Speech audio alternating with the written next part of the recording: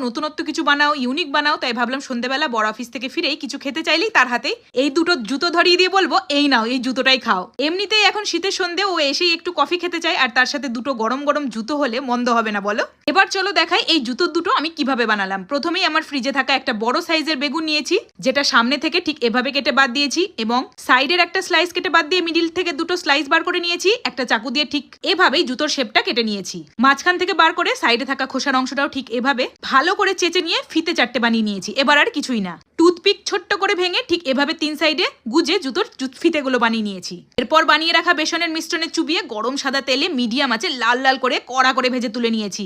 তৈরি হয়ে গেল আমাদের বেগুনের স্যান্ডেল ফ্রাই। এদিকে তো আমার বরের আসার সময় হয়ে গেছে, আর ও আসতে ওর হাতে এই জুতো দুটো ধরিয়ে দিয়েছি। সত্যি বলতে ও তো দেখেই এটা অবাক। প্রথমে বললো না না আমি খাবো না। আমি বললাম খেয়েই দেখো, সাথে কফিও আছে। তখন এক কামড় দিয়ে খেয়ে বলছে এ তো একদম মুচমুচে হয়েছে, এটা কি বেগুন দিয়ে বানানো? আমি বললাম হ্যাঁ ঠিকই ধরেছো। তোমরাও এভাবে বানিয়ে সকলকে একদম